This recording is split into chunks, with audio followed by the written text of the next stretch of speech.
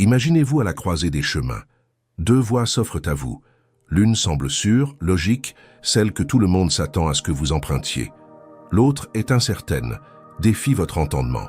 Mais une petite voix intérieure vous murmure que c'est celle-ci. Comment choisir? Comment savoir quel choix non seulement résout le problème immédiat, mais aligne aussi votre vie sur le dessein éternel que Dieu a pour vous? C'est la question à laquelle des millions de personnes sont confrontées chaque jour. Et la réponse réside dans une sagesse que le monde moderne a oubliée. La sagesse divine. Non pas la sagesse terrestre acquise lors de formation ou par l'expérience, mais la sagesse qui transforme non seulement vos décisions, mais votre être tout entier. Aujourd'hui, je souhaite vous montrer comment cette sagesse peut devenir une réalité concrète, une force de transformation dans votre vie quotidienne. La vérité, c'est que nous vivons à une époque où l'information est omniprésente. En quelques clics, on accède à des milliards de données, des avis d'experts et des conseils en tout genre. Les podcasts nous apprennent à être plus productifs. Les vidéos expliquent les stratégies de réussite. Les livres promettent de révéler les secrets des personnes qui réussissent. Mais malgré cette profusion d'informations, pourquoi tant de gens se sentent-ils encore perdus?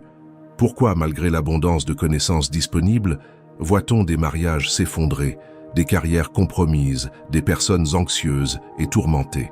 Parce que l'information n'est pas la sagesse. On peut avoir tout le savoir du monde à portée de main, et pourtant prendre des décisions qui détruisent les relations, gâchent les opportunités et nous éloignent du chemin tracé par Dieu. Pourquoi? Parce que la sagesse ne consiste pas seulement à savoir quoi faire, mais aussi quand le faire, comment le faire et pourquoi le faire. C'est avoir le discernement nécessaire pour voir au-delà des apparences, pour déceler les pièges déguisés en opportunités, pour choisir le chemin étroit quand le large paraît tellement plus confortable. C'est la différence entre connaître les règles d'un jeu et savoir y jouer avec brio. On peut mémoriser un manuel entier de natation, mais cela ne signifie pas qu'on sait nager.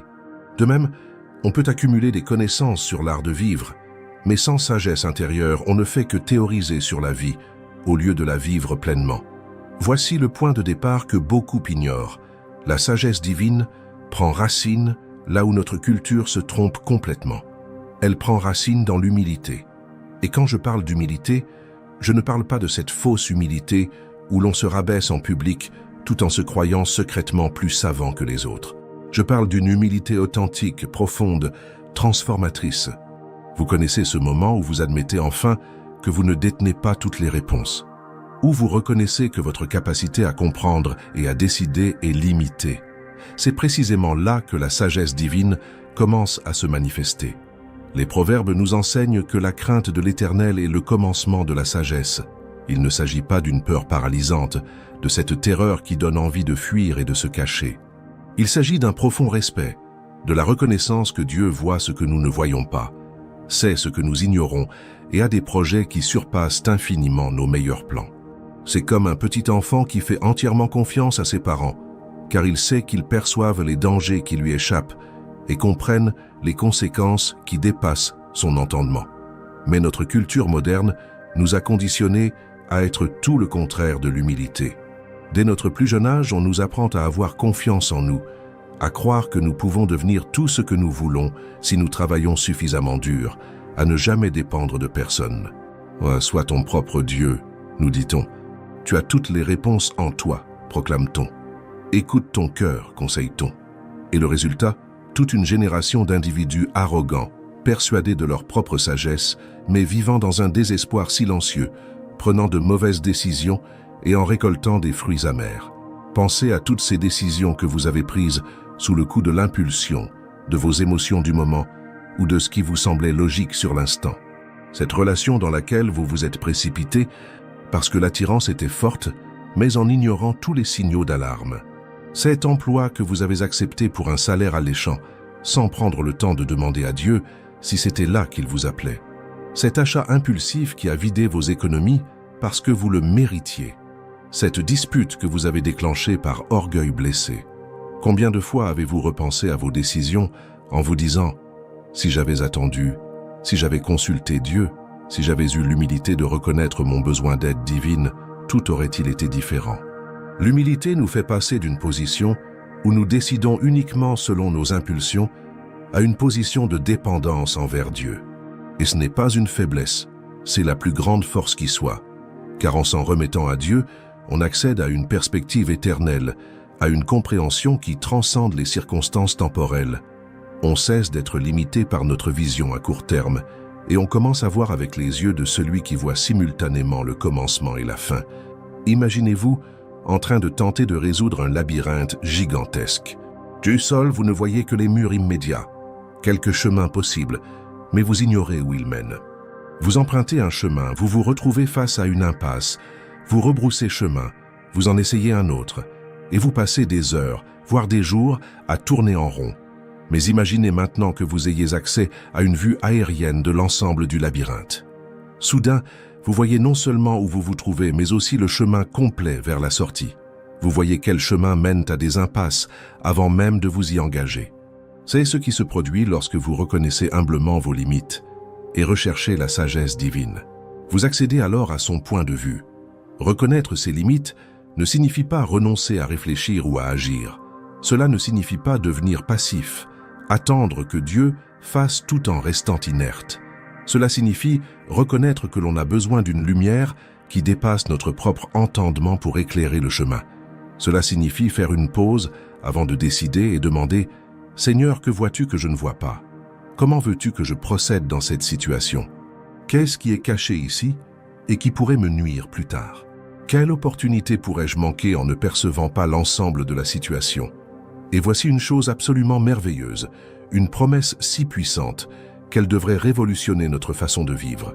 Dieu a promis de donner la sagesse à ceux qui la lui demandent.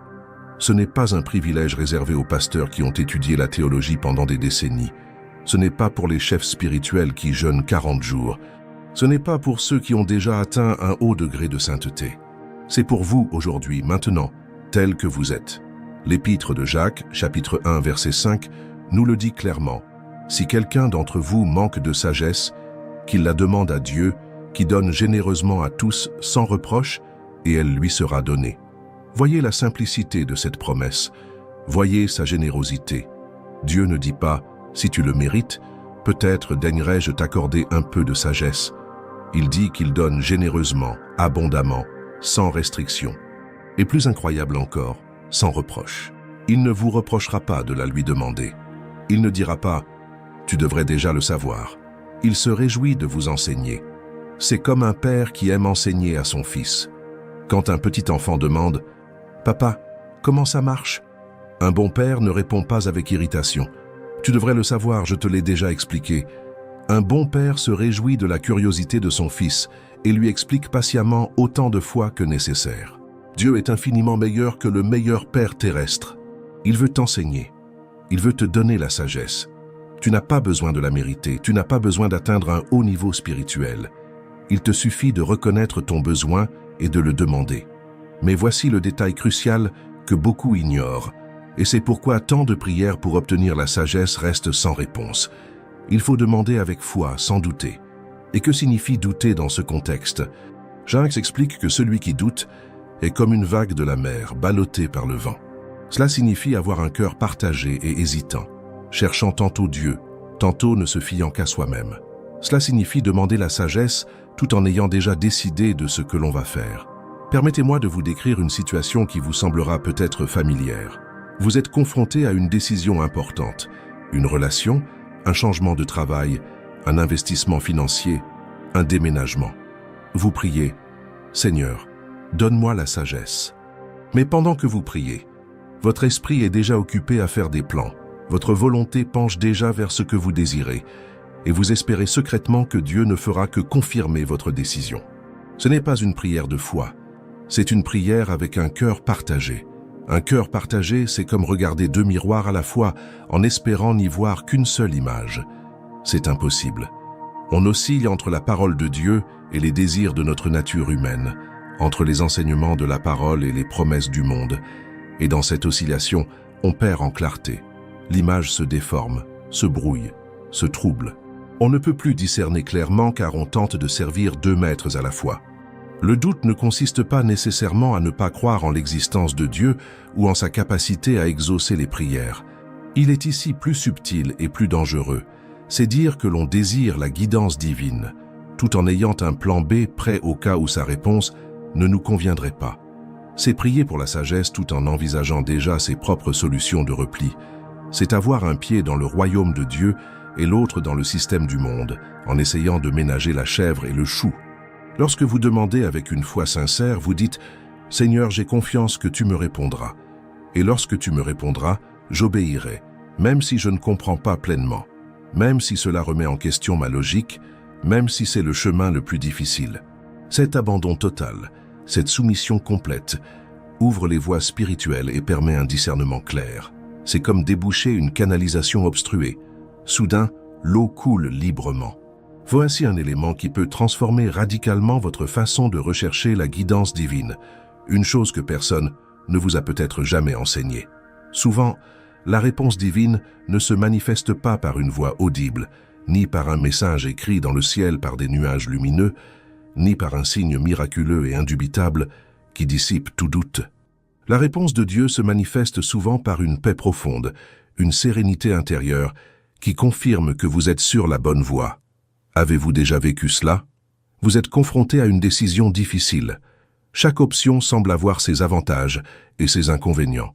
Vous avez dressé la liste des points positifs et négatifs de chaque voie. Vous avez consulté des personnes sages. Vous avez analysé la situation logiquement. Mais vous êtes anxieux, confus, vous avez l'estomac noué, vos pensées s'emballent. Et puis alors que vous priez, que vous vous recueillez devant Dieu, que vous cessez de chercher à tout prix une réponse et que vous vous reposez simplement en sa présence, quelque chose se produit. Une paix qui défie toute logique commence à envahir votre cœur. Ce n'est pas que tous les problèmes se soient résolus comme par magie.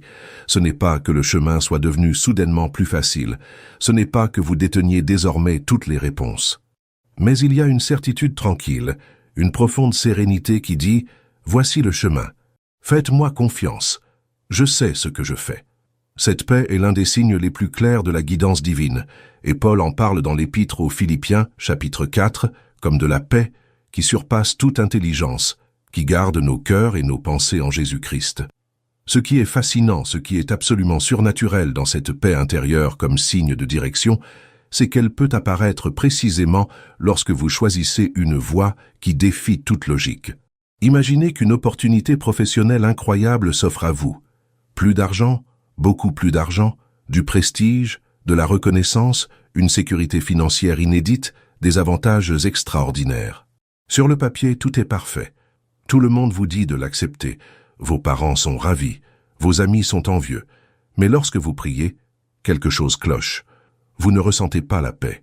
Un malaise profond vous habite, un malaise que vous ne parvenez pas à expliquer rationnellement. Et puis, une porte plus modeste s'ouvre, un emploi avec moins d'avantages apparents, peut-être même un salaire inférieur. Mais quand on y réfléchit, quand on s'en remet à Dieu dans la prière, une paix profonde nous envahit. Cela semble illogique. Si on explique sa décision à quelqu'un, on passera pour un fou. Mais spirituellement, on le sait. On le sait aussi profondément que l'on respire. Et des années plus tard, avec le recul, on réalise « Dieu savait ce que j'ignorais. Il m'a épargné un chemin qui, en apparence, aurait été bon, mais qui m'aurait éloigné de ma vocation. Il m'a protégé d'un piège déguisé en opportunité. Il m'a guidé là où je devais être, et non là où je croyais vouloir être. » Et cela s'applique à tous les domaines. Une relation peut sembler parfaite à tous égards pratiques. La personne est belle, a le travail idéal, vient d'une famille respectable et partage vos intérêts. Mais si vous ne ressentez aucune paix intérieure en priant à ce sujet, soyez attentifs. Dieu vous protège peut-être d'une épreuve que vous ne découvrirez qu'après le mariage. À l'inverse, il se peut qu'une personne ne corresponde pas, de prime abord, à vos critères, mais qu'une profonde paix vous envahisse lorsque vous priez. Vous découvrez alors que cette personne possède une bonté qui vous aidera à grandir spirituellement d'une manière insoupçonnée. Comment cultiver la sensibilité nécessaire pour percevoir cette paix, pour discerner la voix de Dieu au milieu du bruit incessant de la vie moderne? Comment développer cette antenne spirituelle qui capte les signaux divins? Nous abordons ici une pratique extrêmement difficile à mettre en œuvre pour notre génération, une pratique qui semble impossible dans un monde de stimuli incessants, le silence et le calme. Élie, ce puissant prophète, a pris cette leçon de façon dramatique. Il était sur la montagne, attendant la voix de Dieu. Et que se passa-t-il? D'abord un vent violent se leva si fort qu'il brisa les montagnes et ébranla les rochers. Mais Dieu n'était pas dans le vent. Puis survint un tremblement de terre qui secoua tout, mais Dieu n'était pas dans le tremblement de terre. Ensuite le feu apparut, mais Dieu n'était pas dans le feu. Et après le feu, une voix douce et légère, un murmure léger, une brise légère, et c'est là, dans ce murmure presque imperceptible, que Dieu était. La leçon est profonde. Pour entendre un murmure, il faut faire taire les cris environnants. Pour reprendre son souffle, il faut cesser de courir dans la tempête. Pour percevoir une voix douce, il faut couper le vacarme assourdissant. Et c'est là le problème. Notre vie moderne est un bruit constant et incessant qui ne cesse de s'amplifier. Réfléchissez honnêtement à votre routine quotidienne et soyez parfaitement honnête avec vous-même. Vous vous réveillez et quelle est la première chose que vous faites? Pour la plupart des gens, avant même de sortir du lit, la main se dirige déjà vers leur téléphone. Et que trouvez-vous? Des notifications qui s'accumulent, des messages reçus pendant la nuit, des gros titres, souvent négatifs car la négativité fait vendre, des emails professionnels qui réclament déjà votre attention, les réseaux sociaux qui montrent des vies apparemment parfaites et qui vous font vous sentir inférieur avant même que vous ayez brossé vos dents. Vous partez au travail ou à vos activités. Un bruit constant, des sollicitations de toutes parts, conversations, réunions, appels téléphoniques, un flux incessant de stimuli visuels et auditifs, musique de fond, klaxons, voix, machines. Votre cerveau traite des milliers d'informations par minute. Vous rentrez chez vous après une journée épuisante. Et que faites-vous? Vous allumez la télévision pour vous détendre ou vous continuez sur votre téléphone portable à faire défiler sans fin des vidéos courtes, encore plus d'informations, d'opinions, de comparaisons, toujours plus de stimuli. Quand vous finissez par vous endormir, votre esprit est encore en ébullition, imprégné de tout ce que vous avez vécu durant la journée. Vous essayez de dormir, mais votre tête repasse les conversations, planifie le lendemain, s'inquiète des problèmes, se souvient de cette vidéo amusante, de cette dispute vue en ligne, de cette information perturbante, et vous vous réveillez le lendemain, et le cycle recommence.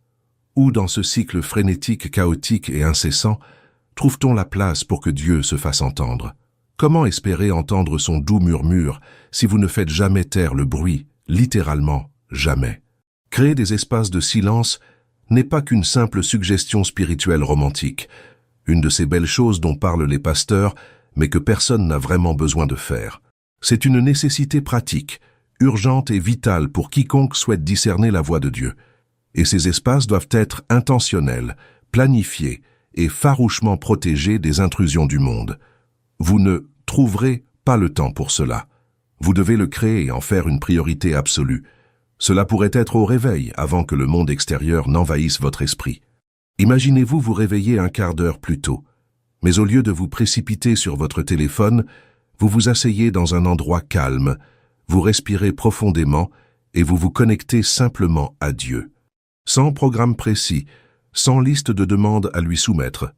Juste vous et lui. Vous lisez un psaume lentement, en laissant les mots résonner en vous. Vous priez, en conversant avec lui comme avec un ami proche. Vous écoutez, en étant véritablement attentif à ce qu'il peut dire à votre cœur. Ou bien cela pourrait être pendant votre pause déjeuner. Au lieu de passer tout votre temps sur votre téléphone ou à des conversations futiles, trouvez un endroit calme, même votre voiture, et déconnectez-vous de tout pendant 15 minutes. Apaisez votre cœur devant Dieu.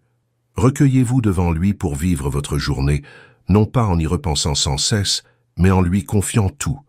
Ou bien, avant de vous endormir. Au lieu de vous laisser envahir par le souvenir de votre téléphone, l'esprit hanté par la dernière vidéo visionnée, instaurez un rituel de calme. Vous faites le point sur votre journée, non seulement par l'analyse de votre esprit, mais aussi en présence de Dieu. Vous rendez grâce pour les bienfaits reçus. Vous reconnaissez vos erreurs. Vous confiez vos soucis du lendemain à Dieu. Et vous dormez paisiblement, sachant que celui qui ne dort ni ne sommeille veille sur vous. Ce silence doit être comblé par les éléments essentiels. Il ne peut être un simple vide. Il vous faut lire la Bible et prier chaque jour. La parole de Dieu est la voix de Dieu sous une forme tangible, vérifiable et immuable. Lorsque vous lisez les Écritures régulièrement, et je ne parle pas d'une lecture hâtive pour remplir un objectif religieux, mais d'une lecture méditative et profonde où vous désirez sincèrement comprendre le cœur et les voies de Dieu, quelque chose de surnaturel se produit en vous. Vos catégories mentales commencent à changer. Vous commencez à penser comme Dieu. Ce qu'il valorise, vous commencez à le valoriser. Ce qu'il rejette, vous commencez à le rejeter. Vos valeurs s'alignent sur celles du royaume plutôt que sur celles du monde. Et lorsque vient le moment de prendre des décisions, un miracle se produit. Vous n'avez pas besoin d'une voix céleste, car les principes de Dieu sont déjà gravés dans votre cœur. Vous savez instinctivement quoi faire, car la parole a renouvelé votre esprit. C'est comme apprendre une nouvelle langue.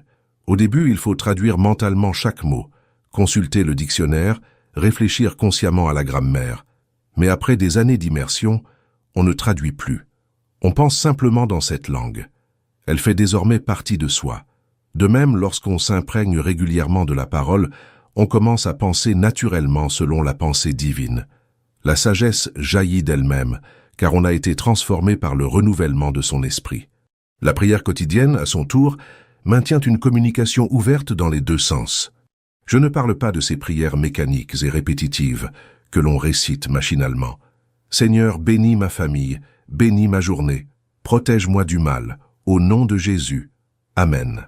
Des prières que l'on pourrait réciter en dormant, tant elles sont toujours identiques. Je parle de véritables conversations avec Dieu, où l'on est authentique, vulnérable et sincère.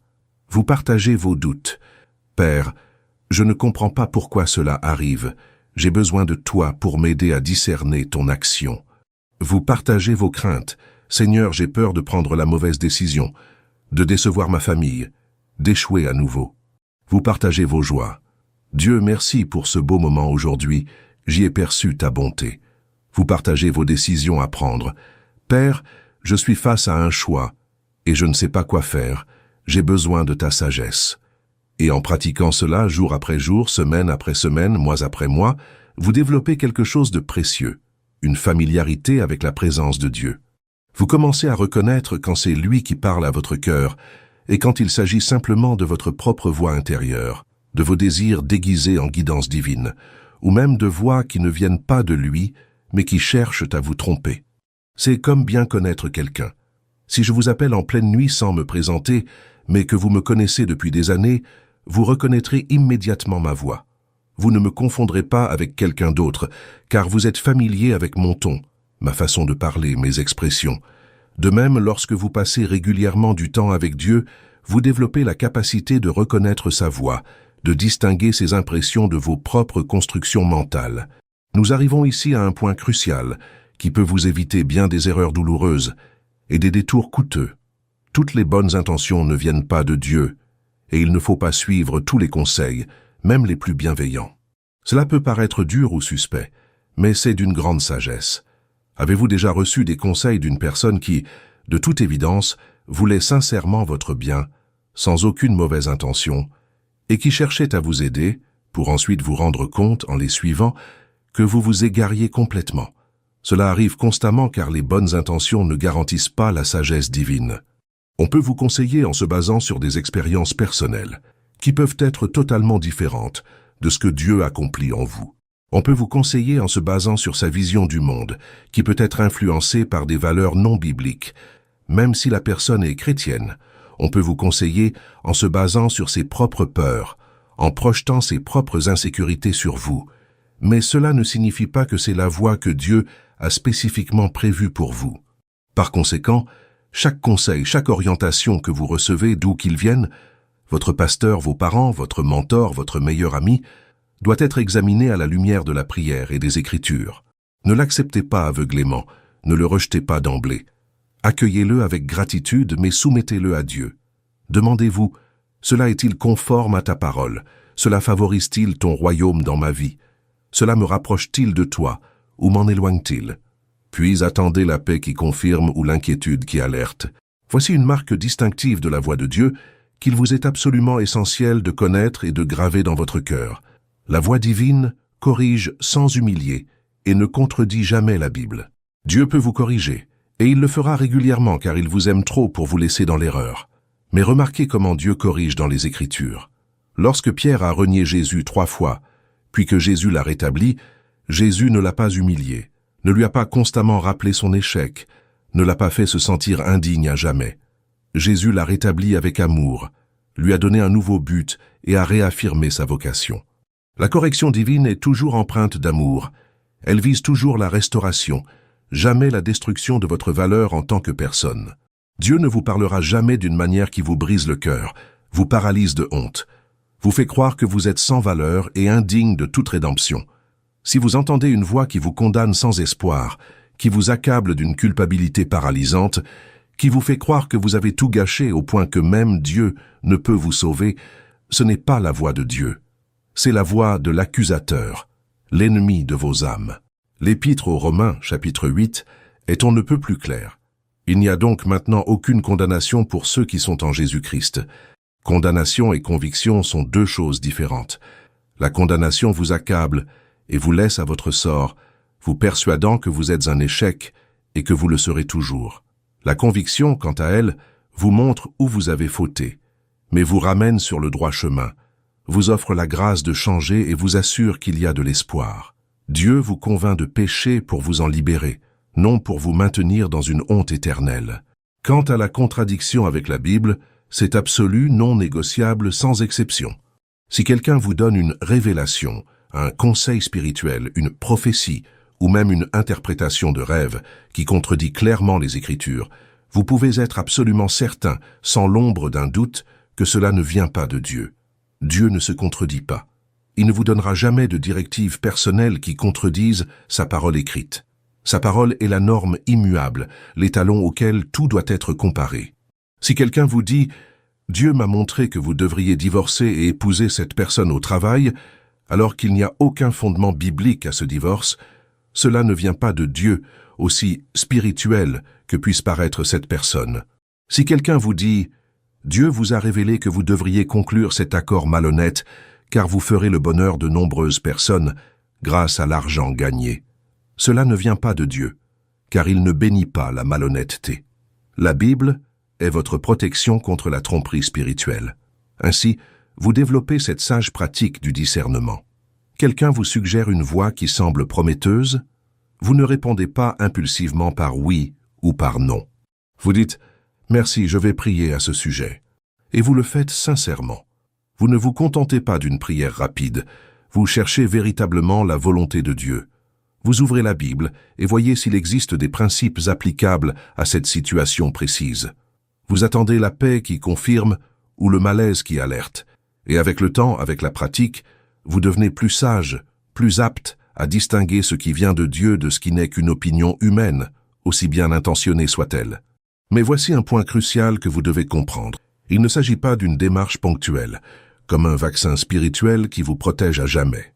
La sagesse divine n'est pas un acquis que l'on atteint dans un moment de lucidité et que l'on conserve précieusement pour le restant de ses jours.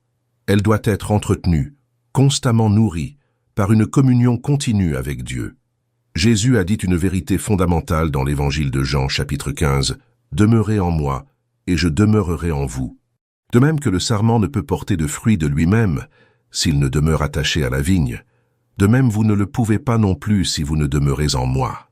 Demeurer en Christ ne se résume pas à être sauvé, à avoir prononcé une prière d'abandon à Dieu un jour précis, et à se sentir désormais assuré de son salut, quelle que soit notre vie. Ce n'est pas simplement être inscrit sur les registres d'une église. Demeurer en Christ, c'est entretenir une relation vivante, quotidienne, constante et intime avec lui. C'est comme un mariage. On ne se marie pas pour ensuite ignorer son conjoint pendant 50 ans, sous prétexte d'être marié. Un mariage épanoui exige un investissement quotidien, une communication constante, des moments privilégiés ensemble et une attention particulière aux besoins de l'autre. Et que se passe-t-il lorsque vous demeurez fidèlement en Christ? Quelque chose à la fois de surnaturel et de profondément concret. Vos pensées s'ordonnent. Ce chaos mental qui vous empêchait de voir clair, ce tourbillon d'idées contradictoires, ces soucis qui tournaient en rond sans trouver de solution, commencent à s'organiser. C'est comme se retrouver dans une pièce en désordre et ne rien retrouver. Une fois tout rangé, tout s'éclaire, on sait où se trouve chaque chose, on peut penser clairement. Vos émotions s'apaisent. L'anxiété qui prenait des décisions à votre place, la panique qui vous paralysait face aux difficultés, la colère incontrôlable commencent à perdre de leur emprise. Vous ne devenez pas pour autant un robot sans émotion. Vos émotions existent toujours, mais elles ne vous dominent plus. Vous les ressentez, vous reconnaissez ce que vous éprouvez, mais vous n'en êtes plus l'esclave. Un équilibre s'installe. Une stabilité émotionnelle provient de votre ancrage dans quelque chose de plus grand que vos circonstances fluctuantes. Et votre discernement s'affine progressivement. Vous commencez à voir les choses comme Dieu les voit, et non plus seulement selon leur apparence superficielle.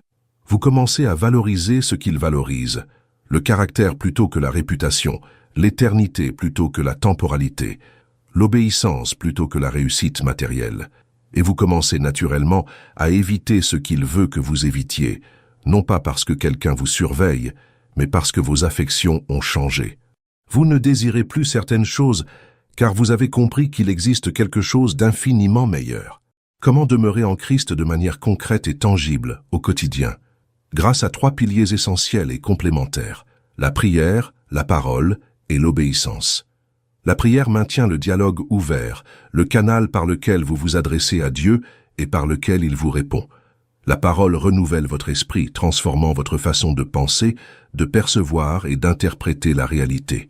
Enfin, l'obéissance consolide tout, transformant la connaissance en caractère, la théorie en pratique. Car on peut prier abondamment, des heures durant, et vivre de beaux moments d'intimité avec Dieu. On peut lire la Bible chaque jour, mémoriser des versets, approfondir la théologie.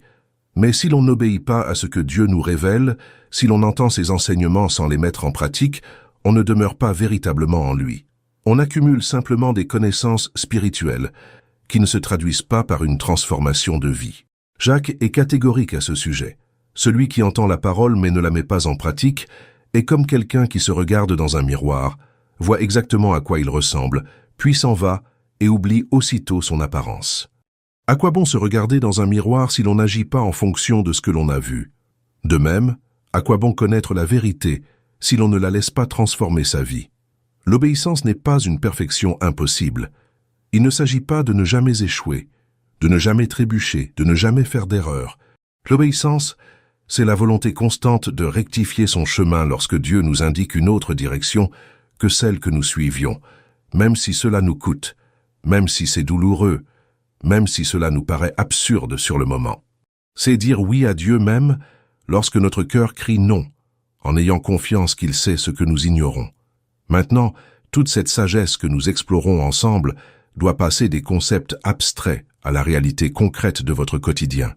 Et c'est là que beaucoup de gens se perdent. Ils assistent à des conférences, regardent des vidéos, lisent des livres, comprennent parfaitement les principes sur le plan intellectuel, mais ne savent pas comment les appliquer aux situations pratiques et banales de la vie de tous les jours.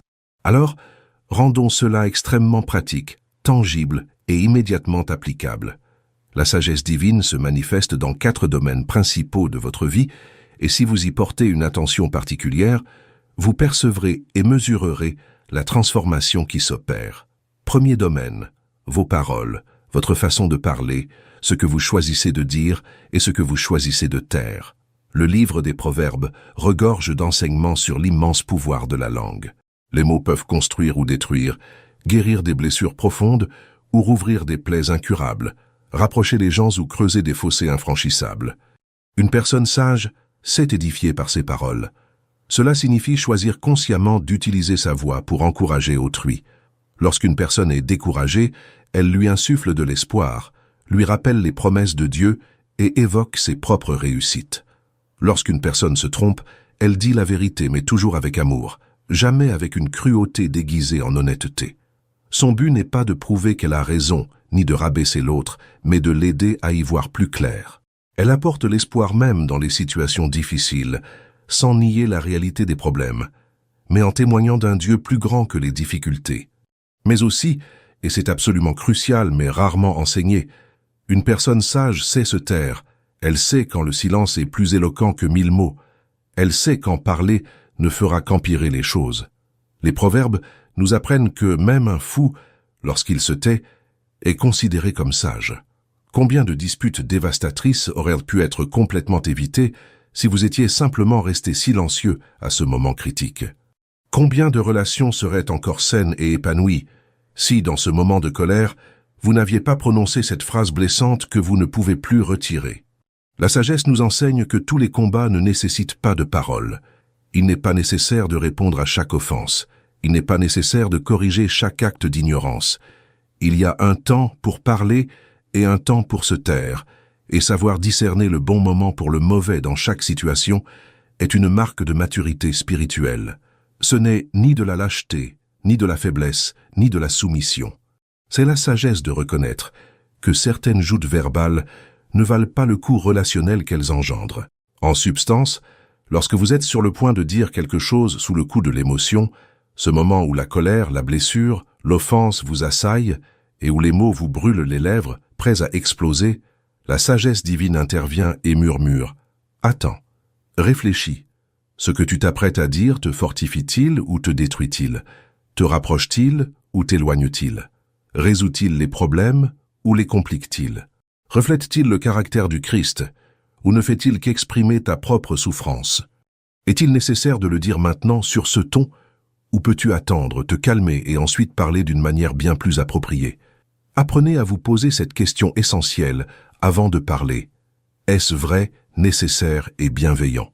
Si ce n'est pas vrai, évidemment, ne le dites pas. Mais même si c'est vrai, est-il nécessaire de le dire maintenant? Cela sera-t-il utile ou ne fera-t-il que flatter votre ego? Et même si c'est vrai et nécessaire, est-ce dit avec bienveillance, avec un amour sincère, ou est-ce utilisé comme une arme pour blesser? Le second domaine où la sagesse se manifeste concrètement, ce sont vos relations. Avec qui vous passez votre temps, à qui vous accordez votre confiance, qui vous approchez volontairement et de qui vous vous éloignez avec sagesse. La sagesse vous donne le discernement nécessaire pour percevoir qui vous rapproche de Dieu et qui, même subtilement, vous en éloigne progressivement. Il ne s'agit pas d'être critique, orgueilleux, de se croire supérieur aux autres ou de s'isoler dans une bulle religieuse. Il s'agit de protéger son cœur et sa vocation par la sagesse. Les proverbes nous avertissent clairement. Celui qui fréquente les sages devient sage, mais celui qui se lie d'amitié avec les insensés s'en trouve perdant. Il ne s'agit pas d'une suggestion, mais d'une loi spirituelle. Inévitablement, nous finissons par ressembler aux personnes que nous côtoyons régulièrement. Nos choix, nos valeurs, nos habitudes, notre façon de penser, notre langage, tout est progressivement influencé par notre entourage proche. Si vous passez régulièrement du temps avec des personnes qui aiment véritablement Dieu, qui vivent avec intégrité et qui placent le royaume au premier plan, vous vous élèverez spirituellement.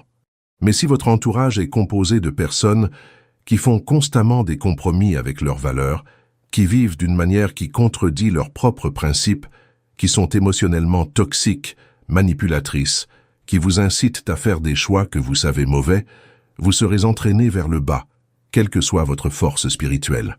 Une personne sage choisit délibérément et stratégiquement de s'entourer de personnes qui fortifient sa foi, qui l'incitent à progresser spirituellement non par le jugement mais par l'exemple, qui l'encouragent dans la faiblesse, qui la ramènent à Dieu lorsqu'elle s'en éloigne, et qui célèbrent sincèrement ses victoires spirituelles sans envie. Ces personnes sont un don de Dieu et méritent d'être chéries, mises en avant et accompagnées. Avec la même sagesse, il vous faut aussi apprendre à vous éloigner avec douceur mais fermeté des relations toxiques pour votre âme, des relations qui vous sapent constamment la paix, des relations où vous donnez sans cesse, sans jamais recevoir, non par altruisme, mais parce que l'autre est un vide émotionnel qui vous épuise et ne vous apporte jamais satisfaction. Des relations qui vous incitent sans cesse à compromettre vos valeurs, des relations où vous êtes manipulé, exploité, dévalorisé, des relations qui vous éloignent du dessein que Dieu a pour vous. Écoutez, il ne s'agit pas d'un manque d'amour. Aimer ne signifie pas donner à quiconque un accès illimité à votre vie. Même Jésus ne faisait pas confiance à tout le monde, ne passait pas autant de temps avec chacun et avait différents cercles d'amis proches. Vous pouvez aimer quelqu'un de loin, prier pour lui souhaiter du bien, mais en reconnaissant sagement que la proximité n'est pas saine. Vous ne pouvez pas sauver tout le monde, et pour accomplir la vocation particulière que Dieu vous a confiée, vous devez protéger ce qu'il a semé en vous. C'est particulièrement important dans les relations amoureuses. La sagesse consiste à ne pas s'engager sentimentalement avec quelqu'un uniquement par attirance physique, par solitude, ou parce qu'on a atteint un âge où tout le monde se marie. La sagesse consiste à se demander « Cette personne me rapproche-t-elle de Dieu ou m'en éloigne-t-elle? A-t-elle une nature pieuse ou n'en a-t-elle qu'une apparence religieuse? Est-elle réellement engagée dans une démarche spirituelle ou se contente-t-elle de jouer le jeu religieux? Puis-je m'imaginer servir Dieu à ses côtés pendant des décennies ou suis-je simplement amoureux de l'idée d'être amoureux? » Le troisième domaine où la sagesse se manifeste concrètement, vos ressources, et plus précisément votre temps et votre argent. Ce sont littéralement les monnaies de la vie. Vous dépensez votre temps et votre argent, et en fin de compte, vous vivez votre propre vie. La façon dont vous utilisez ces deux ressources révèle avec une clarté absolue ce qui compte vraiment pour vous, non pas ce que vous prétendez important, mais ce à quoi vous accordez réellement de la valeur. Vos actions dévoilent vos véritables priorités. La sagesse divine nous enseigne à gérer notre temps et notre argent en gardant à l'esprit un dessein éternel, et non par simple commodité immédiate, plaisir éphémère ou accumulation vaine. Lorsque la sagesse nous guide, nous nous posons des questions essentielles avant d'utiliser nos ressources. Concernant notre temps, nous nous demandons « Cela glorifie-t-il Dieu? Cela contribue-t-il à l'avancement de son royaume? Cela édifie-t-il mon âme ou satisfait-il simplement mes désirs terrestres temporairement? Cela aura-t-il encore une importance dans 5 ans, 10 ans, dans l'éternité? » En prenant votre temps, vous cessez de vivre en mode réactif et automatique, de simplement répondre aux demandes au fur et à mesure qu'elles se présentent, toujours pressé, sans jamais atteindre un but significatif. Vous devenez intentionnel, réfléchi et stratégique. Vous créez du temps pour Dieu, protégeant ce temps comme sacré et non négociable. Vous créez du temps pour votre famille, un temps de qualité, et non une simple présence physique, l'esprit ailleurs. Vous créez du temps pour servir, pour utiliser vos dons afin de faire du bien aux autres. Vous créez du temps pour vous reposer véritablement, non pas pour vous effondrer d'épuisement, mais pour vous reposer d'une manière régénératrice. Et surtout, vous apprenez à dire non. Non aux choses qui semblent urgentes, mais qui ne sont pas vraiment importantes. Non aux opportunités qui peuvent paraître intéressantes, mais qui ne sont pas ce que Dieu a de mieux à vous offrir en ce moment. Non aux engagements qui vous absorbent sans porter de fruits éternels. Chaque oui que vous dites est un non à autre chose. Lorsque vous dites oui à passer 3 heures à faire défiler les réseaux sociaux, vous dites non à la lecture d'un livre qui pourrait vous transformer. Non à une conversation profonde avec votre conjoint. Non à la prière. Concernant votre argent, la transformation est tout aussi radicale. Vous cessez d'être esclave du consumérisme que notre culture prône sans cesse. Vous cessez de mesurer le succès à l'aune de vos possessions. Vous devenez un intendant, conscient que tout ce que vous possédez vous a été confié par Dieu et qu'un jour vous devrez rendre compte de la manière dont vous avez géré ces ressources. Vous donnez généreusement non par obligation religieuse, mais par adoration, reconnaissant qu'il y a plus de bonheur à donner qu'à recevoir. Vous investissez dans ce qui a une valeur éternelle, le royaume de Dieu, les êtres humains, les causes qui auront une importance éternelle.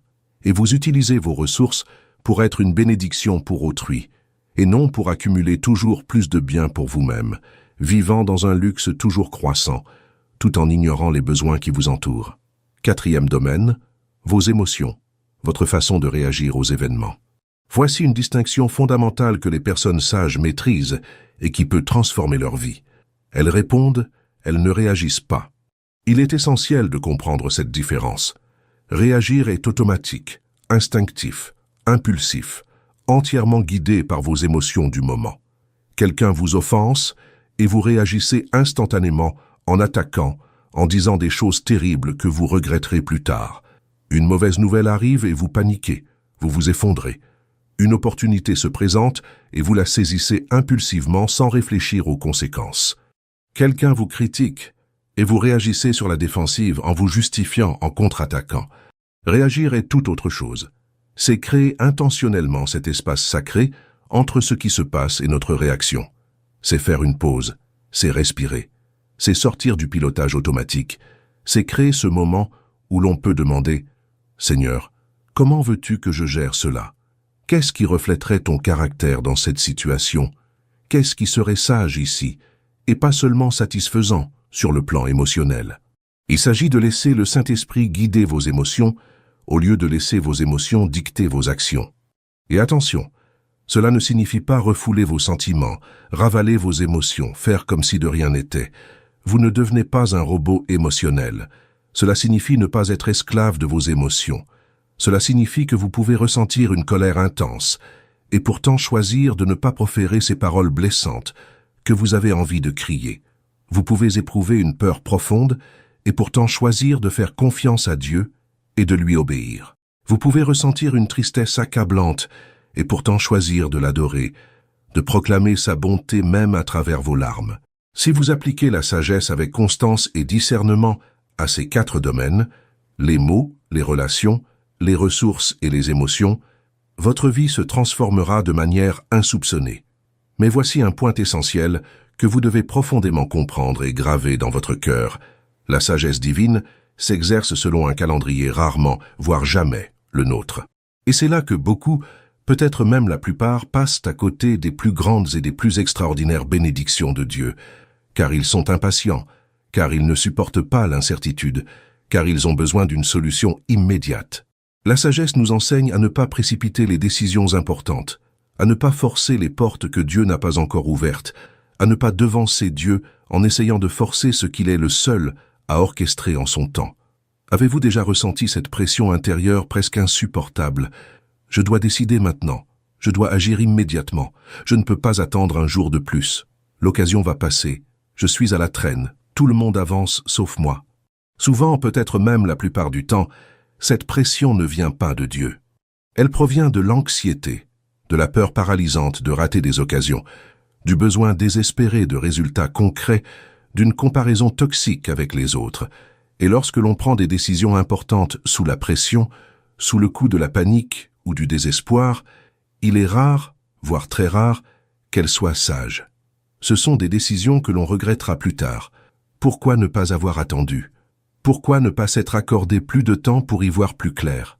La sagesse nous donne le courage, paradoxalement, d'attendre, de dire « je n'y vois pas encore clair, alors j'attendrai quel que soit le temps que cela prenne ».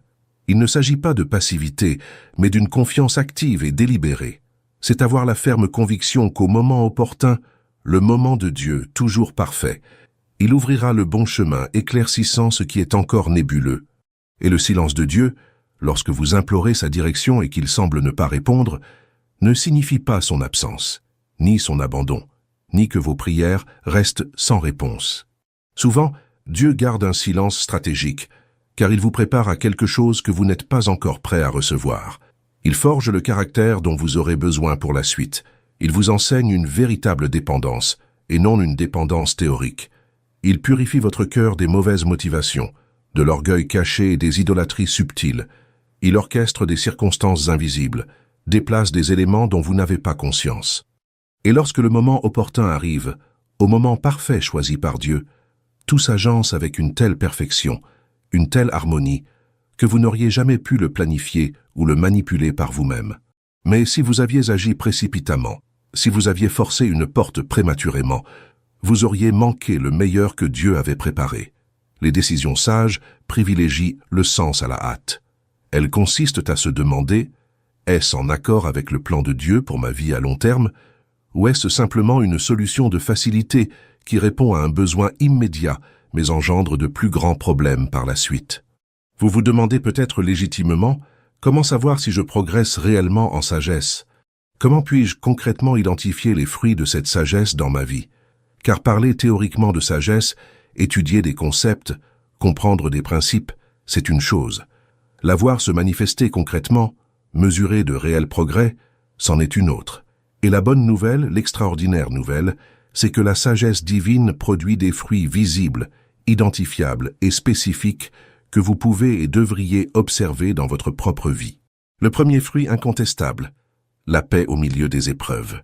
Lorsque vous progressez véritablement en sagesse, les tempêtes inévitables de la vie ne vous déstabilisent plus comme auparavant. Il ne s'agit pas de devenir insensible ou de ne plus ressentir la douleur, la peur ou l'incertitude. Vous restez humain et vous éprouvez toujours des émotions intenses. Mais même en ressentant tout cela profondément, un ancrage demeure en vous, solide et inébranlable. Il y a une paix qui, au vu des circonstances, semble presque inexplicable. Vous traversez peut-être une période financière extrêmement difficile, croulant sous les factures et ne sachant comment vous pourrez subvenir à vos besoins essentiels le mois prochain. Pourtant, vous n'êtes ni désespéré ni paniqué, et vous ne prenez pas de décisions insensées sous l'effet de la peur, car vous savez au fond de vous que Dieu pourvoit à vos besoins et qu'il ne vous a jamais abandonné.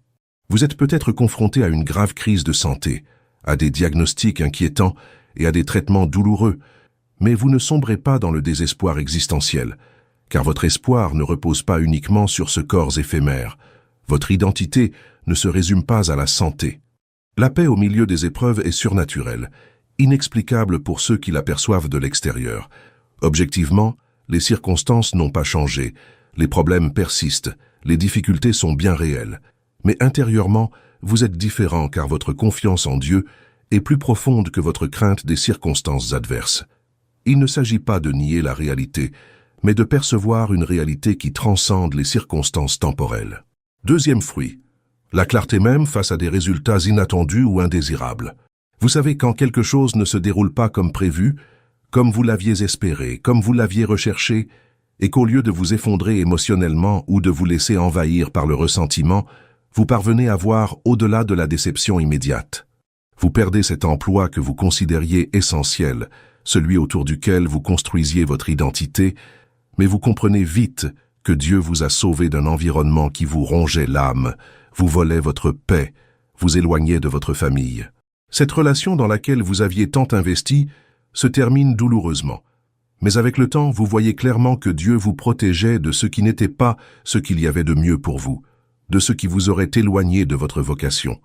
La sagesse nous confère l'extraordinaire capacité de discerner l'œuvre de Dieu, même lorsque les résultats sont loin de ce que nous avions demandé, même lorsqu'il semble, au premier abord, que Dieu n'ait pas répondu à notre prière. Nous commençons alors à avoir confiance. Dieu sait ce qu'il fait, même lorsque nous ne le comprenons pas. Ses voies sont impénétrables. Il tisse une histoire plus belle et plus grandiose que celle que nous avions imaginée. Troisième fruit, un caractère doux et conciliant. Une personne sage ne se bat pas constamment, ne rivalise pas avec tout le monde, ne se défend pas agressivement pour un rien, ne garde pas rancune et ne se fait pas d'ennemis. Sa douceur n'est pas une faiblesse pathétique, mais une force immense, guidée par une force divine. Elle accepte la critique sans s'offenser, sans se défendre. Elle peut être en désaccord avec quelqu'un sans détruire la relation, sans transformer le problème en conflit personnel. Elle recherche activement la paix et la réconciliation au lieu d'accumuler désaccords, conflits et ressentiments qui empoisonnent son âme. Et ce n'est pas parce que vous êtes passif, sans caractère, que vous vous laissez marcher sur les pieds. C'est parce que vous comprenez profondément que vous n'avez pas à prouver votre valeur à tout le monde, à chaque instant. Votre identité est enracinée en Christ, et non dans les opinions changeantes des autres. Vous n'avez pas besoin de gagner chaque dispute pour vous sentir validé. Vous pouvez laisser tomber certaines choses sans répondre, car certains combats ne valent tout simplement pas le coup relationnel. Quatrième fruit, une véritable stabilité émotionnelle. Vous n'êtes plus cette personne qui oscille entre euphorie spirituelle et désespoir, dont l'humeur fluctue au gré des circonstances, qui est euphorique quand tout va bien et s'effondre à la moindre difficulté. Il y a désormais une fermeté émotionnelle, une constance, car votre fondement ne repose pas sur des choses changeantes, les circonstances, les sentiments, l'opinion d'autrui, mais sur un Dieu absolument immuable. Cela ne signifie pas que vous devenez un robot sans émotion, immuable, sans joie ni peine. Cela signifie que vos émotions ne vous dominent plus entièrement. Vous les maîtrisez avec l'aide du Saint-Esprit. Vous les ressentez, les reconnaissez, les intégrez, mais vous n'en êtes pas l'esclave. Vous ne prenez pas de décisions importantes en vous basant uniquement sur elles. Et le cinquième fruit, un discernement aigu pour déjouer les pièges dissimulés. Vous commencez à remarquer certaines situations, des offres alléchantes, des relations qui semblent absolument merveilleuses en apparence, mais quelque chose en vous reste en alerte, une inquiétude subtile, mais persistante. Et lorsque vous prêtez véritablement attention à ces avertissements spirituels et que vous vous en éloignez avec sagesse, alors parfois des mois ou des années plus tard, vous découvrez qu'il s'agissait bel et bien d'un piège bien dissimulé, d'une embuscade destinée à vous anéantir. Il peut s'agir d'une opportunité d'affaires qui, sur le papier, semble financièrement parfaite, mais qui recèle des aspects fondamentalement malhonnêtes dissimulés dans les petites lignes. Il peut s'agir d'une personne qui paraît formidable au premier abord, tenant toujours le discours qu'il faut, mais qui cache des intentions manipulatrices et narcissiques. La sagesse nous donne le discernement nécessaire pour voir au-delà des apparences, au-delà des promesses séduisantes et pour percevoir le danger avant de tomber dans le piège. Et nous voici face à un point absolument crucial. Comment pérenniser cette progression spirituelle, non pas sur des semaines ou des mois, mais sur des années et des décennies? Car vivre un moment intense de clarté spirituelle, une retraite transformatrice, une période faste où l'on progresse rapidement en sagesse, c'est une chose. Maintenir cette progression de façon constante et durable pendant des mois qui deviennent des années, puis des décennies, c'en est une autre. Et la dure réalité est que beaucoup de personnes connaissent une croissance spirituelle par à-coup. Elles participent à une conférence marquante, en reviennent pleinement imprégnées de la présence divine, engagées, mais 3 semaines plus tard, elles retombent dans leurs travers, reproduisent les mêmes erreurs. Comment éviter cela? Comment pérenniser cette croissance? La réponse fondamentale réside dans le développement d'une véritable constance spirituelle. Et cette constance découle avant tout d'une discipline établie et non d'émotions fluctuantes. On ne peut pas compter sur le simple fait de ressentir constamment le besoin de chercher Dieu, de prier, de lire la Bible. Il y aura de nombreux jours, peut-être même la plupart, où vous ne ressentirez absolument rien, où tout vous semblera aride, mécanique, vide. C'est précisément dans ces moments-là que la discipline vous soutient, vous maintient sur le bon chemin. Vous priez parce que vous avez décidé de prier, parce que vous en avez fait une priorité absolue, et non parce que vous êtes motivé par une émotion particulière à ce moment précis. Vous lisez la Bible parce que vous savez rationnellement que vous en avez besoin, qu'elle nourrit votre âme, et non parce que vous ressentez une intense et agréable soif spirituelle à cet instant précis. Et vous savez ce qui se passe?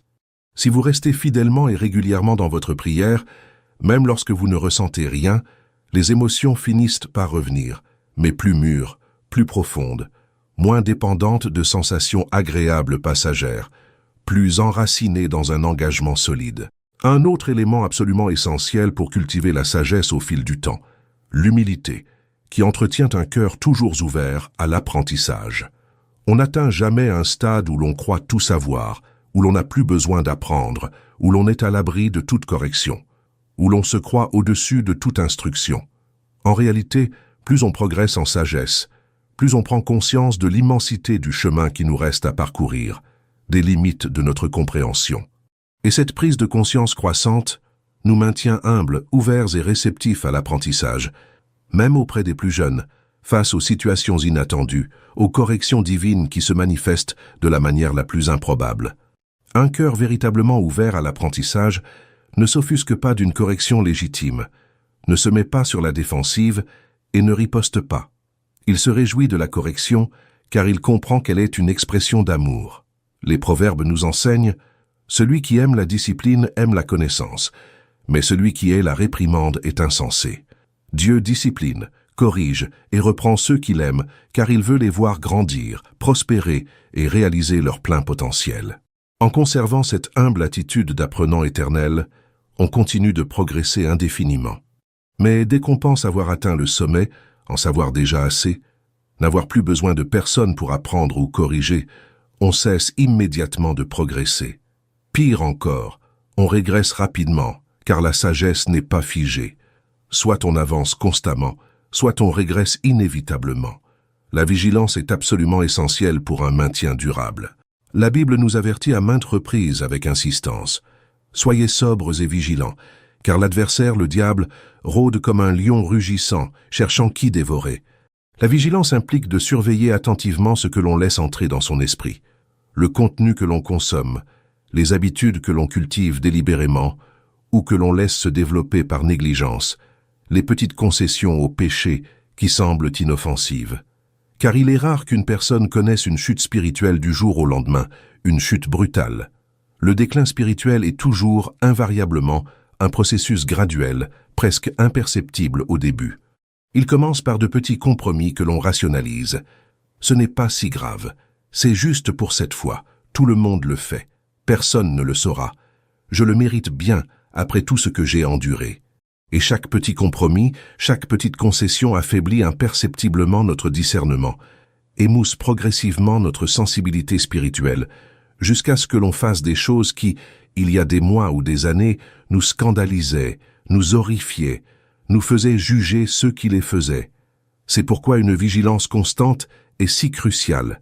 Il faut être attentif aux premiers signes, même subtils, de déviation. Lorsque le contenu que vous consommez régulièrement commence à influencer vos pensées de manière clairement négative, semant des graines qui ne viennent pas de Dieu, il faut y mettre un terme radical.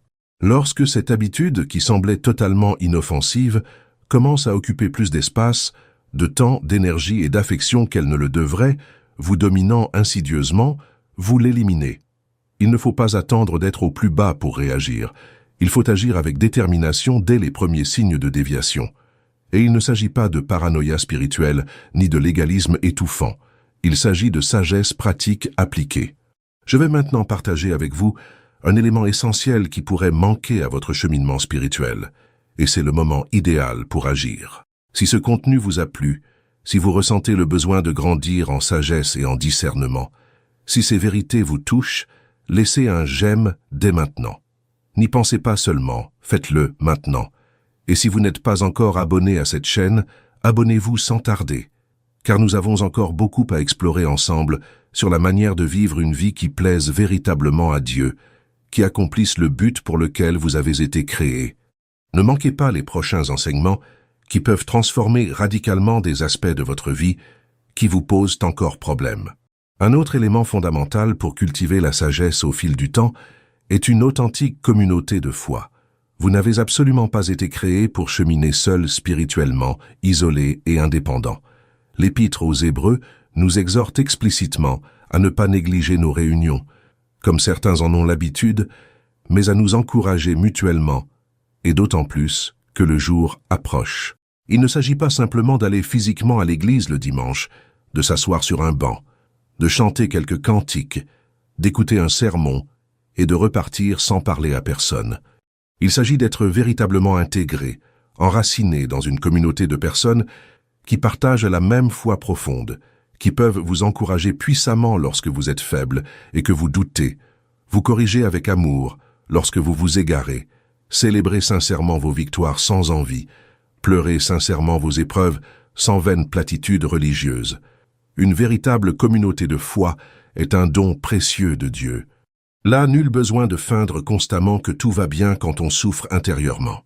Là, on peut se montrer vulnérable en toute sécurité, demander des prières sans crainte d'être jugé, confier ses difficultés sans être rejeté. Et cette honnêteté courageuse, dans un environnement sûr, véritablement soutenu par un amour désintéressé, apporte une guérison profonde et une croissance spirituelle accélérée. Mais cela implique aussi de rechercher et de cultiver patiemment ces relations avec détermination. Il ne s'agit pas simplement de s'asseoir sur le même banc chaque dimanche, de saluer personne d'un simple « bonjour » et de repartir aussitôt. Il s'agit de s'impliquer, de créer des liens authentiques, de participer activement à la vie de la communauté. Et associé à une communauté forte, la gratitude quotidienne et intentionnelle est transformatrice d'une manière insoupçonnée, tant qu'on ne la pratique pas régulièrement. Cultiver délibérément un cœur reconnaissant. Prendre le temps de remercier Dieu régulièrement pour toutes les bénédictions, grandes et petites, évidentes et subtiles, qu'il déverse abondamment sur nous, même les jours difficiles, transforme profondément notre vision de la vie. Vous cessez de vous focaliser de manière obsessionnelle sur ce qui vous manque, sur ce que vous n'avez pas encore, sur des prières apparemment restées sans réponse, et vous commencez à apprécier sincèrement ce que vous possédez déjà, ce qui vous a déjà été donné, ce qui a déjà été accompli. Vous cessez de vivre dans l'amertume, dans une insatisfaite chronique, à vous plaindre sans cesse, et vous commencez à vivre sereinement, sans pour autant vous laisser aller à la complaisance, plein d'espoir, car vous reconnaissez la fidélité de Dieu déjà manifestée. La gratitude vous protège puissamment des murmures destructeurs, de l'envie corrosive et de l'insatisfaction chronique qui ronge lentement l'âme. Essayez de le faire de manière concrète et pratique. Chaque jour, De préférence avant de vous coucher, après avoir fait le point sur votre journée, notez 3 choses précises pour lesquelles vous êtes sincèrement reconnaissant. Il peut s'agir de choses simples et banales. Un délicieux repas qui a nourri votre corps, une conversation enrichissante qui a apaisé votre âme, un moment de paix inattendu au milieu du chaos, un sourire qui a illuminé votre journée. Ou il peut s'agir de choses extraordinaires, presque miraculeuses, une guérison inattendue, une aide financière arrivée au moment opportun, une relation qui semblait impossible à renouer. Mais faites-le délibérément chaque jour, sans exception. Et vous vous rendrez compte qu'avec le temps, vous entraînez littéralement votre cerveau à rechercher activement les bienfaits plutôt que les problèmes, à percevoir les faveurs divines plutôt que les difficultés. Et ce changement de perspective, cette réorientation mentale, est profondément transformateur. Enfin, ce qui complète le cycle de la sagesse, ce qui boucle la boucle. La volonté sincère de partager ce que Dieu vous a enseigné. Dieu ne donne pas la sagesse pour qu'elle soit égoïstement thésaurisée, accumulée uniquement pour votre propre profit. Elle est donnée pour être multipliée, partagée, utilisée pour bénir et édifier autrui. Lorsque Dieu vous enseigne une leçon précieuse, lorsqu'il vous sort d'une profonde épreuve, lorsqu'il vous accorde la victoire dans un domaine précis où vous avez longtemps lutté, il y a quelqu'un, quelques pas derrière vous sur le chemin, qui a désespérément besoin d'entendre votre témoignage, qui a besoin de savoir que la victoire est possible, que Dieu est fidèle. Votre histoire personnelle, avec ses imperfections et ses moments de rédemption, peut être l'espoir dont quelqu'un a besoin pour ne pas abandonner. Partager ne signifie pas forcément devenir prédicateur professionnel, écrire des livres ou avoir un ministère public. Il suffit d'être sincèrement disponible lorsqu'un proche traverse une épreuve similaire à la vôtre. Il peut s'agir d'entamer une conversation sincère où vous partagez vos véritables difficultés et comment Dieu vous a concrètement aidé. Il peut s'agir de cette parole prononcée au bon moment, sans même réaliser pleinement son impact. En partageant généreusement, vous renforcez en vous-même la reconnaissance de la grâce de Dieu, sa fidélité, et vous devenez un instrument puissant entre ses mains pour atteindre ceux qui vivent la même chose que vous. Écoutez, ce long chemin que nous avons parcouru ensemble peut sembler accablant, difficile, voire intimidant. Et il l'est. La véritable croissance en sagesse n'est pas un miracle instantané. Elle ne se produit pas du jour au lendemain grâce à une belle prière. C'est un long processus, parfois douloureux, toujours transformateur. Mais c'est un processus qui vaut absolument chaque étape difficile, chaque choix coûteux, chaque sacrifice nécessaire, car la destination est une vie qui non seulement survit, mais qui prospère abondamment spirituellement. Une vie qui fait une différence éternelle, qui laisse un héritage significatif, qui glorifie véritablement Dieu, non seulement en parole, mais dans la réalité vécue. Vous disposez désormais d'une feuille de route claire, détaillée et applicable. Vous savez qu'il vous faut commencer par une profonde humilité, en reconnaissant honnêtement vos limites et votre besoin impérieux de Dieu. Vous savez qu'il vous faut demander la sagesse avec une foi sincère, sans un cœur partagé qui compromettrait vos prières. Vous avez appris à reconnaître la paix surnaturelle de Dieu comme un signe fiable de sa guidance et l'importance vitale de créer des espaces sacrés de silence pour entendre sa douce voix. Vous avez compris la nécessité cruciale de discerner les conseils divins par la prière sincère et l'étude des Écritures, et comment la voix de Dieu corrige sans humilier et ne contredit jamais sa parole. Vous avez constaté comment une communion continue avec le Christ nourrit la sagesse, ordonnant les pensées chaotiques, apaisant les émotions tumultueuses et affinant le discernement par une prière constante, la lecture quotidienne de la parole et une obéissance exigeante. Vous avez reçu des conseils pratiques et immédiatement applicables sur la manière d'appliquer la sagesse au quotidien dans vos paroles, vos relations, la gestion de vos ressources et votre maîtrise émotionnelle. Vous avez saisi l'importance stratégique d'attendre le moment parfait de Dieu, de ne pas prendre de décisions impulsives et de croire que le silence divin est parfois une préparation nécessaire. Vous avez discerné les fruits visibles de la sagesse, la paix au milieu des épreuves, la lucidité face aux imprévus, la douceur de caractère, la stabilité émotionnelle et le discernement pour éviter les pièges. Et vous avez appris à cultiver tout cela au fil du temps grâce à la constance spirituelle, l'humilité ouverte à l'apprentissage, la vigilance sur vos pensées et vos habitudes, la vie en communauté, la gratitude quotidienne et la volonté de partager les enseignements de Dieu. Mais le savoir sans application concrète est totalement inutile. C'est de la vanité. Vous pouvez parfaitement comprendre tous ces concepts sur le plan intellectuel et pourtant ne connaître aucune transformation réelle si vous n'agissez pas avec détermination. Voici donc le défi direct que je vous lance aujourd'hui, maintenant. Choisissez un domaine précis où vous savez que vous avez un besoin urgent de développer votre sagesse. N'essayez pas de tout appréhender en même temps. Vous vous sentirez submergé et vous abandonnerez rapidement. Soyez stratégique. Choisissez un domaine et maîtrisez-le d'abord. Cela pourrait se manifester dans votre façon de vous exprimer. Peut-être devriez-vous apprendre à construire davantage et à critiquer moins ou à vous taire lorsque la colère vous submerge. Cela pourrait concerner une relation particulière où vous devez faire preuve de discernement pour savoir s'il convient de continuer à vous investir ou de vous en éloigner avec sagesse. Cela pourrait concerner la gestion de votre temps, gaspillé en choses futiles, ou de votre argent dépensé uniquement pour des plaisirs immédiats et superficiels. Cela pourrait concerner l'apprentissage de la sagesse dans vos réponses plutôt que vos réactions émotionnelles. Choisissez un domaine aujourd'hui et commencez dès aujourd'hui, et non demain, à appliquer consciemment les principes que vous avez appris. Ne vous contentez pas d'y penser, agissez. Soyez absolument déterminés. Confiez ce domaine précis à Dieu dans une prière fervente. Cherchez dans les Écritures des principes directement applicables. Demandez la sagesse avec foi, sans douter. Et lorsque Dieu vous montrera clairement le chemin, obéissez immédiatement, même si c'est très difficile, même si cela vous coûte des relations, du confort ou de l'argent.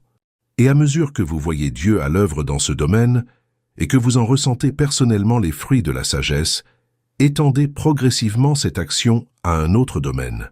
C'est ainsi que se produit une véritable transformation, par des choix judicieux et constants jour après jour. Il ne s'agit pas d'un événement ponctuel et magique, mais d'un mode de vie durable. Et sa beauté extraordinaire réside dans le fait que chaque acte d'obéissance, aussi exigeant soit-il, vous prépare et vous fortifie pour le suivant. Chaque petite victoire forge une confiance inébranlable pour les combats plus importants à venir. Maintenant, j'aimerais vraiment avoir votre avis. Dans les commentaires ci-dessous, indiquez clairement le domaine précis sur lequel vous allez travailler en premier. Soyez précis et concret, sans ambiguïté. Par exemple, je demanderai chaque jour la sagesse nécessaire pour maîtriser mes paroles lorsque je suis en colère contre mon conjoint. Ou, je chercherai à mieux comprendre cette relation qui perturbe ma paix intérieure. Ou encore, je commencerai à instaurer un moment de silence quotidien à 6 heures du matin pour écouter la voix de Dieu avant que le monde extérieur ne m'envahisse. Soyez absolument précis dans votre commentaire, car exprimer publiquement une intention claire constitue un engagement puissant. De plus, votre témoignage sincère peut profondément encourager une autre personne qui traverse la même épreuve et se sent seule. Après avoir commenté en toute sincérité, je vous invite à partager stratégiquement cette vidéo avec au moins 3 personnes qui, vous le savez, ont absolument besoin d'entendre ce message. Réfléchissez. Qui dans votre entourage prend des décisions terriblement impulsives et en subit les conséquences douloureuses? Qui se trouve à un tournant décisif et ne sait absolument pas quelle voie emprunter? Qui vit dans une angoisse constante, sans paix intérieure, parce qu'il n'a pas appris à faire pleinement confiance à Dieu? Partagez cette vidéo, car ce que vous venez d'apprendre, si vous l'appliquez fidèlement, peut littéralement changer le cours de la vie de quelqu'un. Réfléchissez-y sincèrement. Si vous aviez entendu ce message dans son intégralité il y a 5 ans et l'aviez appliqué, combien de décisions désastreuses auriez-vous pu éviter? Combien de souffrances profondes auriez-vous pu vous épargner?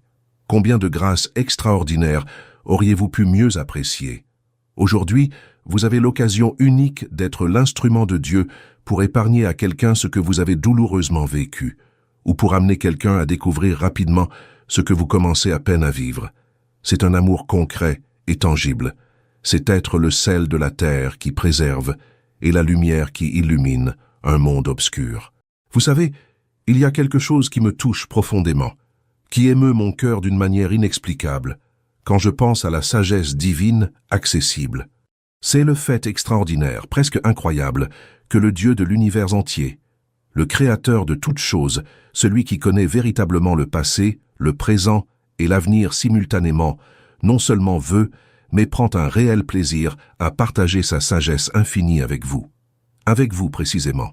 Vous n'êtes pas trop insignifiant, trop petit dans l'immensité cosmique. Vous n'êtes pas trop complexe, trop chaotique pour qu'il puisse vous guider. Vous n'êtes pas indigne. Vous n'avez pas tout gâché au point qu'il est abandonné. Il désire ardemment vous enseigner. Il veut vous guider précisément. Il veut que vous viviez pleinement le dessein unique qu'il a conçu pour votre vie avant même la création du monde. Mais cela exige fondamentalement une chose non négociable de votre part, une véritable humilité pour reconnaître votre besoin désespéré de lui. Non pas une fausse humilité religieuse, une humilité de façade destinée à impressionner autrui. Une humilité authentique, du plus profond de votre cœur qui dit sans réserve « Seigneur, j'ai maintes fois essayé de faire les choses à ma façon et j'ai lamentablement échoué. Je pensais savoir ce qui était le mieux et j'ai été profondément déçu. À présent, je choisis délibérément de te faire entièrement confiance, de rechercher ardemment ta sagesse, de suivre fidèlement tes voies, même lorsque je ne comprends pas pleinement, même lorsque cela semble infiniment plus difficile que les autres options, même lorsque cela va radicalement à l'encontre de ce que le monde entier me dicte de faire. Cet abandon total, cet engagement sincère et absolu, marque le début d'une vie véritablement transformée. Et je peux vous l'assurer, car je l'ai constaté à maintes reprises dans ma propre vie et dans celle d'innombrables personnes au fil des ans, que lorsque vous choisissez constamment la voie de la sagesse divine, vous ne le regrettez jamais vraiment. Est-ce que cela peut être extrêmement difficile? Oui, souvent. Est-ce que cela peut exiger des sacrifices douloureux? Absolument. Est-ce que cela peut vous obliger à nager à contre-courant? Absolument, constamment. Mais les fruits abondants qu'elle produit inévitablement, la paix profonde qu'elle apporte miraculeusement, le but clair qu'elle révèle progressivement, valent infiniment plus que tout confort temporaire ou plaisir éphémère auquel vous devriez renoncer. Alors commencez dès aujourd'hui. Pas demain quand vous vous sentirez mieux préparé. Pas l'année prochaine, quand votre situation sera plus favorable. Maintenant, en ce moment crucial, faites un choix qui changera tout. Choisissez de rechercher la sagesse de Dieu avant tout. Choisissez de lui faire entièrement confiance au lieu de vous fier uniquement à votre propre compréhension limitée. Choisissez d'obéir même quand vous ne comprenez pas pleinement. Choisissez le chemin étroit et difficile, même si le large semble infiniment plus confortable et populaire. Que le Seigneur vous bénisse abondamment et vous garde avec bienveillance, qu'il fasse resplendir son visage sur vous et vous accorde une grâce imméritée, qu'il tourne son visage vers vous et vous donne une paix inexplicable. Que la sagesse d'en haut soit votre abondante abondance quotidienne, vous guidant dans chacune de vos décisions, chacune de vos paroles, chacune de vos relations, dans chaque aspect de votre vie. Partez en paix véritable, mais radicalement transformée, résolu à vivre non pas selon la sagesse limitée de ce monde éphémère, mais selon la sagesse éternelle qui vient exclusivement de Dieu. Et souvenez-vous toujours, vous n'êtes jamais seul sur ce chemin. Dieu lui-même est constamment avec vous, vous enseignant patiemment, vous guidant fidèlement, vous soutenant puissamment. Ayez une confiance profonde en lui, et vous verrez des merveilles extraordinaires que vous n'auriez jamais cru possibles. La sagesse de Dieu est à votre portée. Saisissez-la maintenant.